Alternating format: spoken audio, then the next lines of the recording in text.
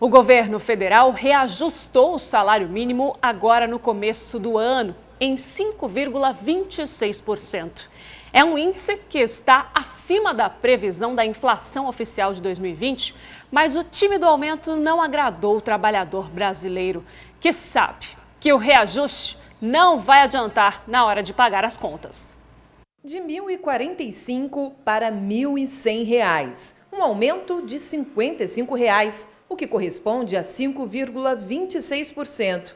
Embora o aumento tenha ficado acima da inflação anual, em torno de 4,40%, ele parece não ter agradado o trabalhador. Um absurdo, um presidente ganhando milhões, deputados ganhando milhares, e é o pobre do trabalhador que sustenta o Brasil ganhando salário mínimo.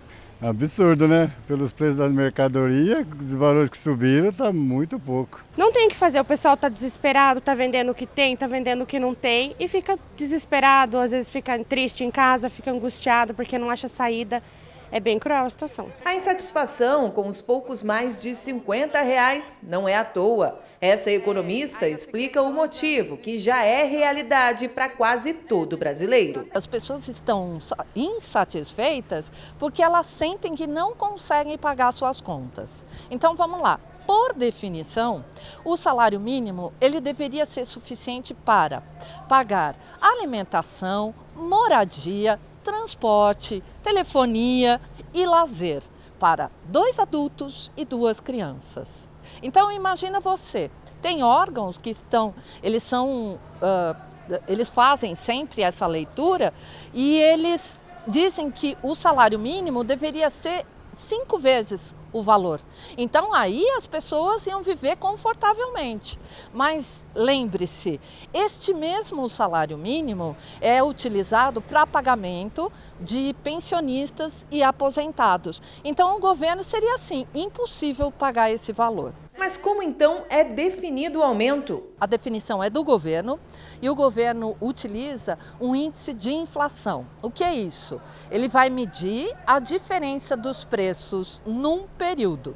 Nesse caso, é a diferença entre o preço de bens e serviços em janeiro, no dia 1º de janeiro, por exemplo, até o dia 31 de dezembro. Então, a diferença do preço, sempre a maior, porque nós estamos tendo inflação, é essa que vai definir o aumento no salário mínimo. O salário mínimo estabelecido pelo governo federal vale na maioria dos estados brasileiros. Isso porque alguns deles decidiram adotar um piso regional superior ao piso nacional, como é o caso do estado de São Paulo.